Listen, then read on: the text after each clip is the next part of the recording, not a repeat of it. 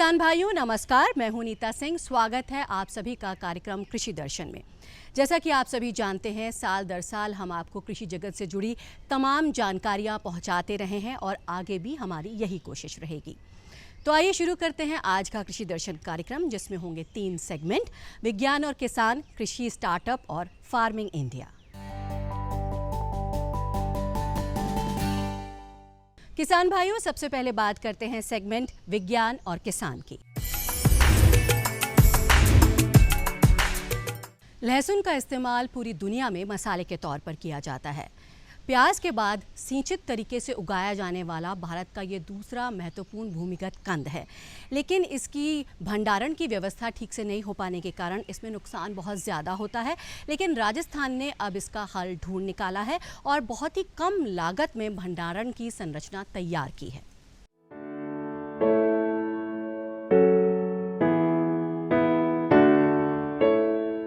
लहसुन सिंचित तरीके से उगाई जाने वाली प्याज के बाद दूसरी सबसे महत्वपूर्ण भूमिगत कंद फसल है, जिसका उपयोग पूरे देश और दुनिया में मसाले के रूप में किया जाता है।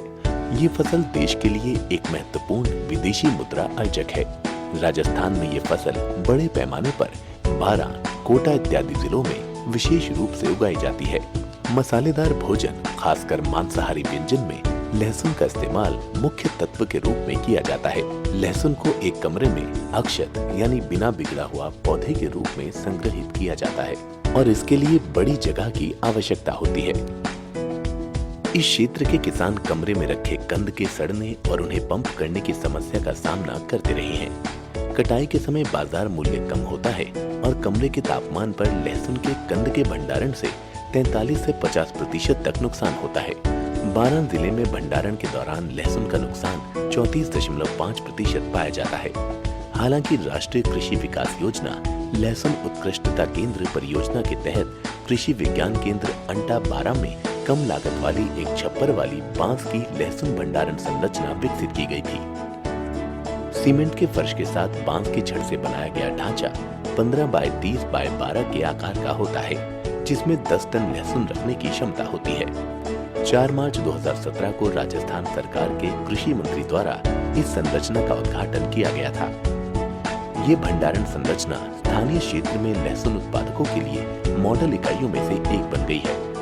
भंडारण का उपयोग आसपास के किसानों की उपज के लिए किया जाता था, जिसमें न्यूनतम शुल्क 50 रुपए प्रति बैग 40 किलोग्राम था और 6 महीने के भीतर 20,000 रुपए अर्जित किया गया था। लहसुन को पूरे पौधे के रूप में भंडारण में रखा जाता है और उनके अचल जीवन को लंबा करने के लिए वायु संचार की आवश्यकता होती है। लहसुन के ढेर की ऊंचाई लहसुन कंद के अचल जीवन को प्रभावित करने वाला एक महत्वपूर्ण कारक है।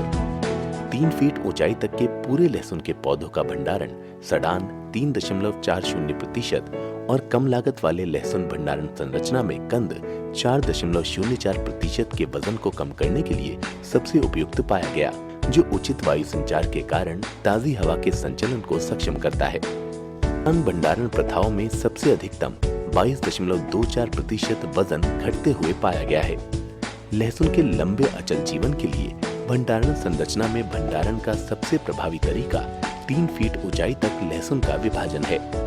कृषि विज्ञान केंद्र अंटा बारां की कम लागत वाली मॉडल संरचना ने जिले में कौशल विकास के माध्यम से 25 किसानों को अपने स्वयं के कम लागत भंडारण संरचनाओं के निर्माण के लिए सशक्त बनाया है और एक गांव मदाना खिरी को क्षेत्र में लहसुन भंडारण गांव घोषित किया गया है। किसान भाइयों, अब वक्त हुआ है कृषि कैलेंडर का, जिसमें हम आपको बताते हैं कि वर्तमान समय में कौन से कृषि कार्य करने चाहिए। तो आज हम आपको जानकारी देंगे कि अप्रैल माह में मिट्टी का परीक्षण कैसे करना चाहिए। मिट्टी परीक्षण। अप्रैल माह में किसान भाई खेत खाली होने पर मिट्टी के नमूने ले लें और उनकी जांच करवाएं। 3 वर्षों में एक बार अपने खेतों की मिट्टी का परीक्षण जरूर कराएं। इससे मिट्टी में उपलब्ध पोषक तत्वों की मात्रा तथा फसलों में कौन सी खाद कब व कितनी मात्रा में डालनी है, इसका पता चलता है।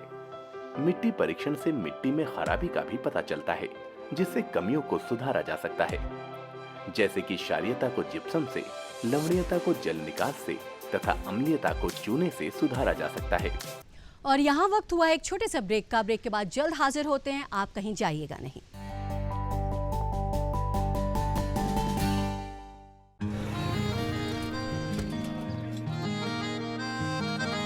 क्या बात है भाई, आजकल तो काफी खुश नजर आ रहे हो।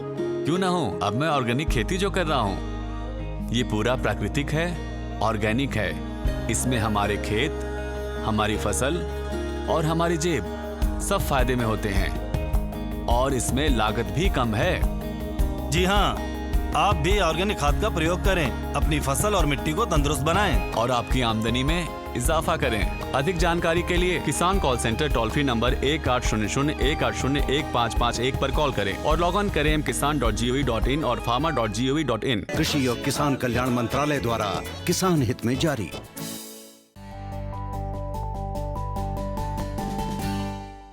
ब्रेक के बाद एक बार फिर आप सभी का स्वागत है और अब वक्त हुआ है सेगमेंट कृषि स्टार्टअप का। कृषि के क्षेत्र में अथक परिश्रम कर अपने लक्ष्य को हासिल करने वाले प्रगतिशील किसानों में एक नाम अटेरना गांव हरियाणा के कमल सिंह चौहान का भी है, जिन्होंने परंपरागत खेती के साथ साथ अन्य फसलों और सब्जियों की खेती कर किसानों को प्रोत्साहित किया है, जिसके लिए इनको पद्मश्री पुरस्कार से भी नवाजा गया।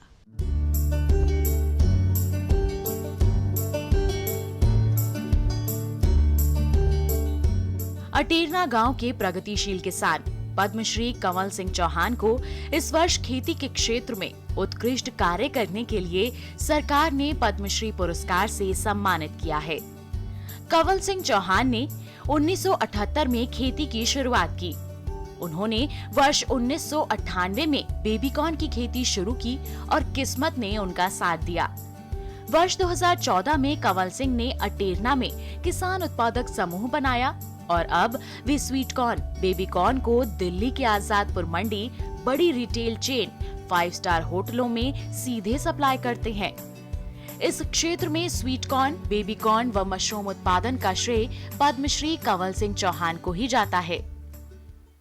गांव अटेरना के किसान कंवल सिंह चौहान भी आम किसानों की तरह कर्ज में डूबे थे। गांव में अपनी जमीन पर परंपरागत खेती को छोड़कर वर्ष 1998 में सबसे पहले मशरूम और बेबीकॉर्न की खेती की शुरुआत की। ये जोखिम कामयाब रहा और दोनों फसलों से उन्हें अच्छी आमदनी होने लगी और फिर वे अन्य किसानों के लिए प्रेरणा का स्रोत बन गए। कंवल सिंह किसानों को इस काम में जोड़ने लगे और उन्हें बेबीकॉर्न, मशरूम, स्वीट कॉर्न, मधुमक्खी पालन आदि के लिए जागरूक करने लगे। देखते ही देखते गांव के दूसरे किसान भी उनकी राह पर चल पड़े और अपनी आर्थिक स्थिति को सुदृढ़ किया। आज गांव की तस्वीर बदलने के साथ ही करीब 200 लोगों को प्रत्यक्ष तौर पर रोजगार भी दे रहे हैं। किसानों की आर्थिक स्थिति सुधारने के साथ साथ लोगों को रोजगार, स्वरोजगार के साथ जोड़ने की उनकी मुहिम के भी सभी कायल हैं। कंवल सिंह ने वर्ष 2009 में फूड प्रोसेसिंग यूनिट की शुरुआत की ताकि गांव में बेबीकॉर्न व स्वीट कॉर्न का उत्पादन बढ़े तो किसानों को बाजार की दिक्कत ना हो। लगभग 2 एकड़ में स्थित इस यूनिट में बेबीकॉर्न, स्वीट कॉर्न, अनानास, fruit cocktail, mushroom button, mushroom slice सहित लगभग 8 प्रकार के उत्पाद तैयार किए जाते हैं। फिलहाल इस यूनिट से प्रतिदिन लगभग 1.5 टन बेबीकॉर्न व अन्य उत्पाद इंग्लैंड व अमेरिका में निर्यात होते हैं। यहाँ वे टमाटर, स्ट्रॉबेरी की प्योरी भी तैयार करते हैं। आज वो खेती को व्यवसाय की तरह ले रहे हैं। युवाओं को रोजगार देने के लिए प्रोसेसिंग यूनिट लगा ली है। साथ ही युवा किसानों को कृषि की ओर अपना रुझान बढ़ाने के लिए प्रेरित भी कर रहे हैं।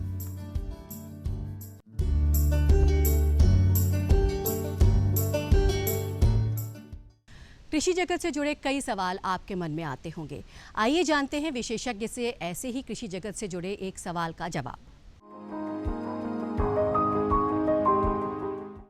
किसानों के सवाल और विशेषज्ञ के जवाब भाग में बहुत सारे किसानों के हम सवाल शामिल करते हैं अपने हर अंक में, और आज ऐसा ही एक सवाल आया है हम तक जो कि गेहूं की फसल से जुड़ा हुआ है। उत्तर प्रदेश से सवाल हमें एक दर्शक ने भेजा है। इनका सवाल है कि गेहूं की बाली सूख रही है, ऐसे में इसका उपचार किस तरीके से किया जाए, और इसका जवाब देते हैं भारतीय कृषि अनुसंधान संस्थान पूसा नई दिल्ली में प्रधान वैज्ञानिक डॉक्टर JPS डबास से, जो कि हमारे साथ मौजूद हैं। डॉक्टर डबास, क्या बताना चाहेंगे? मैं अपने किसान भाइयों को बताना चाहूँगा कि गेहूं इस मौसम की प्रमुख फसल है और इस समय हम मार्च के अंतिम सप्ताह में चल रहे हैं। जब अंतिम सप्ताह में चलते हैं तो उस समय हमारी फसल के अंदर दाने बन रहते हैं और कई जगह तो फसल पक के कटाई भी शुरू हो चुकी है। तो जो बालियाँ सूख गई हैं वो दोबारा हरी होने वाली नहीं हैं। आपको ध्यान देना चाहिए था कि पहले जब बालियाँ सूखने शुरू हुई थी तो उसका कारण देखना चाहिए था। बालियाँ सूखने के दो प्रमुख कारण हैं। पहला कारण है, अगर आपके खेत में दीमक का प्रकोप है तो दीमक जगह जगह से तने को नीचे से काट देती है, और जब तने को नीचे से काट देती है तो पूरा का पूरा एक दो तना सूख जाता है, जिससे पूरी बाली और पूरा वो पेड़ सूख जाता है। तो ऐसे पेड़ बीच बीच में आपकी फसल में दिखाई देते हैं जो सूखे हुए नज़र आते हैं। तो ये पौधे वहीं पे नज़र आते हैं जहाँ पे दीमक का प्रकोप अधिक है, और ख़ासकर जो बरानी क्षेत्र है उसमें इसका प्रकोप ज़्यादा दिखाई देता है। लेकिन कुछ ऐसी भी स्थिति बनती है कई बार जहाँ पे पानी का ज़्यादा रहता है और नमी ज़्यादा रहती है, और ज़्यादा नमी होने की वजह से कुछ जगह हमने ब्लास्ट का भी प्रकोप इसमें गेहूँ की फसल में देखने को मिला है। तो जहाँ पे भी ब्लास्ट का प्रकोप होने की संभावना है वहाँ पे मैं कहना चाहूँगा कि हमारे किसानों को जो दवाई का जो प्रयोग करना था वो जिस समय फसल गाभे में थी, इनके बाली आने की अवस्था में थी, उसी समय अगर इसका प्रयोग करते तो शायद हम इसको ठीक कर पाते। और जहाँ तक दीमक का प्रकोप है, दीमक के प्रकोप के लिए मैं किसानों को दो सलाह देना चाहूँगा। सबसे पहली सलाह तो ये को बीज का उपचार करके लगाएं। जब आप बीज का उपचार करके लगाएंगे तो आपके बीज के आसपास दीमक नहीं आएगी और आपकी फसल ठीक से निकल जाएगी। अगर बीज का दीमक उपचार नहीं कर पाते हैं और फिर दीमक का प्रकोप हो जाता है तो ऐसी स्थिति में जो पानी के लगाते हैं, इनके सिंचाई जल लगाते हैं, तो उसके साथ में टपक के हम क्लोरोपाइरीफास नामक दवाई का डिब्बा ले सकते हैं। जो जहाँ से नाली में पानी जा रहा है उसमें अगर वो बूंद बूंद करके टपक के पूरे खेत में जाएगा तो आपकी फसल जो है दीमक के प्रकोप से बच जाएगी और आपको अच्छी फसल मिल पाएगी। तो इन दोनों बातों का आप ध्यान रखेंगे तो आपकी फसल को कोई दिक्कत नहीं आएगी। इस समय क्योंकि गेहूं पकने के आसपास है तो उस समय कोई भी दवाई डालना मैं उचित नहीं समझता, क्योंकि इस दवाई का प्रकोप उस बीमारी या कीट पे कम होगा बल्कि हमारे दाने पे उसका असर आने की संभावना रहती है। तो इस समय दवाई का प्रयोग ना करें। और यहाँ रुकते हैं एक और छोटे से ब्रेक के लिए। ब्रेक के बाद जल्द हाजिर होते हैं, आप बने रहिए हमारे साथ।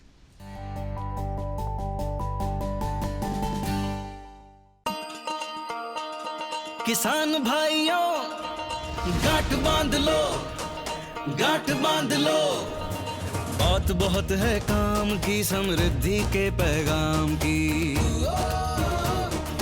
मिट्टी के मिजाज को समझो, मिट्टी के हर राज को समझो, मिट्टी की तुम जांच कराओ, मुफ्त सॉइल हेल्थ कार्ड ले जाओ।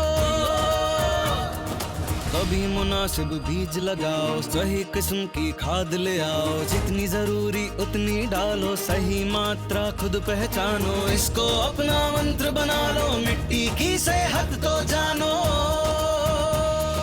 बात बहुत है काम की, कम लागत अधिक वरदान की। किसान भाइयों गांठ बांध लो, आज ही मिट्टी की जांच कराएं। राज्य सरकार के कृषि अधिकारी से संपर्क करें और मुफ्त में सॉइल हेल्थ कार्ड पाएं। कृषि और किसान कल्याण मंत्रालय द्वारा किसान हित में जारी। ब्रेक के बाद एक बार फिर आप सभी का स्वागत है और अब वक्त हो गया है सेगमेंट फार्मिंग इंडिया का। प्रधानमंत्री श्री नरेंद्र मोदी ने हाल ही में राष्ट्रीय पंचायती राज दिवस पर कई ग्रामीण परिवारों को ई प्रॉपर्टी कार्ड प्रदान किए।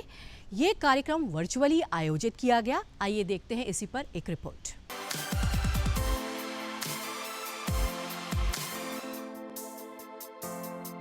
पीएम नरेंद्र मोदी ने पिछले साल पंचायती राज दिवस पर ही स्वामित्व योजना के पायलट चरण की शुरुआत की थी। इसके तहत 11 अक्टूबर 2020 को 3 लाख ग्रामीण परिवारों को उनकी संपत्ति के अधिकार अभिलेख प्रदान किए गए। तब से लेकर अब तक इस दिशा में काफी प्रगति हुई है और इस योजना को अब पूरे देश में लागू कर दिया गया है। इस बार 7 राज्यों के 5000 से अधिक गाँवों के 4,09,945 लोगों को अधिकार अभिलेख दिए गए। इस तरह अब तक देश भर में 7 लाख से ज्यादा ग्रामीणों को उनके मकान का मालिकाना हक मिल चुका है। प्रधानमंत्री का कहना है कि स्वामित्व योजना गांव और गरीब के आत्मविश्वास को, आपसी विश्वास को और विकास को नई गति देने वाली है। साथियों, आज गांव और गरीब को उसके घर का कानूनी दस्तावेज देने वाली बहुत ही बड़ी और अहम योजना स्वामित्व योजना को भी पूरे देश में लागू किया गया है। यह वर्ष जिन स्थानों पर यह योजना पिछले वर्ष जिन स्थानों पर ये योजना प्रारंभ की गई, वहां के अनेक साथियों को प्रॉपर्टी कार्ड भी दिए गए हैं। इसके लिए भी इस काम में जुड़े हुए और समयबद्ध तरीके से आगे बढ़ाने का प्रयास करने वाले सभी साथियों का भी मैं बहुत बहुत अभिनंदन और शुभकामनाएं देता हूं। राष्ट्रीय पंचायत पुरस्कार के तहत विजेता पंचायतों के बैंक खाते में धनराशि दी जाती है। प्रधानमंत्री ने पुरस्कार राशि बटन दबाकर सीधे बैंक खातों में डाली। पुरस्कारों के लिए करीब 74,000 पंचायतों ने आवेदन किया था। इनमें से 313 पंचायतों को चुना गया। चुनी पंचायतों में से 224 को दीनदयाल उपाध्याय राष्ट्रीय पंचायती सशक्तिकरण पुरस्कार प्रदान किया गया, जबकि 30 ग्राम पंचायतों को नानाजी देशमुख राष्ट्रीय गौरव ग्राम सभा पुरस्कार, इतनी ही ग्राम पंचायतों को बाल हितैषी ग्राम पंचायत पुरस्कार, जबकि 29 को ग्राम पंचायत विकास योजना पुरस्कार मिला। इनके अलावा 12 राज्यों को ई पंचायत पुरस्कार दिया गया। इसके अंतर्गत श्रेणी 1 में उत्तर प्रदेश, श्रेणी 2 में तेलंगाना और श्रेणी 3 में कर्नाटक प्रथम पुरस्कार के हकदार बने। प्रधानमंत्री ने कहा कि कोविड-19 के इस कठिन समय में हमारी जिम्मेदारी है कि कोई भी परिवार भूखा ना सोए और गरीब से गरीब का भी चूल्हा जले। उन्होंने बताया कि मई और जून के महीने में देश के हर गरीब को मुफ्त राशन मिलेगा। इसका लाभ 80 करोड़ से ज्यादा देशवासियों को होगा। इस पर केंद्र सरकार 26,000 करोड़ रुपए से अधिक खर्च करेगी। प्रधानमंत्री ने गांवों में कोरोना के प्रसार को रोकने में पंचायतों की भूमिका की सराहना भी की। आप सभी ने बड़ी कुशलता से न सिर्फ कोरोना को गांव में पहुंचने से रोका, बल्कि गांव में जागरूकता पहुंचाने भी बहुत बड़ी भूमिका निभाई। इस वर्ष भी हमारे सामने जो चुनौती है, वो चुनौती पहले से जरा ज्यादा है कि गांवों तक इस संक्रमण को किसी भी हालत में पहुंचने नहीं देना है, उसे रोकना ही है। पिछले साल जो आपने मेहनत की, देश के गांवों ने जो नेतृत्व दिखाया, वही काम इस बार भी आप बड़े चुस्ती के साथ, बड़ी डिसिप्लिन के साथ और ज्यादा से ज्यादा लोगों का साथ लेकर के बहुत ही पक्का करेंगे, सफलता जरूर पाएंगे। सरकार कृषि के बुनियादी ढांचे यानी अवसंरचना को मजबूत करने की कोशिश कर रही है, जिसके लिए पिछले साल कृषि अवसंरचना कोष की घोषणा की गई, जिसके तहत 1 लाख करोड़ रुपए के प्रावधान रखा गया है, जिससे किसानों को आर्थिक मदद मिल सके। आइए देखते हैं इस पर एक रिपोर्ट।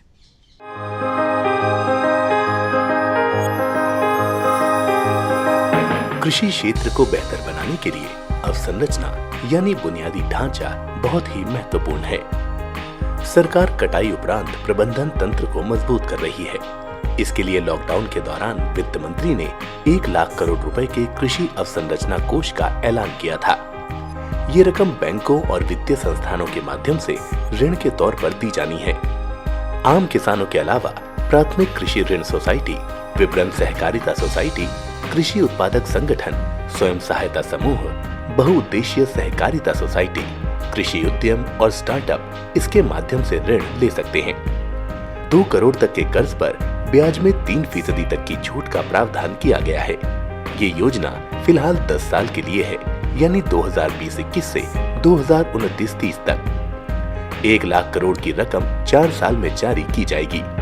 पहले साल 10,000 करोड़ रुपए और फिर अगले 3 वित्तीय वर्षों में 30-30 हजार करोड़।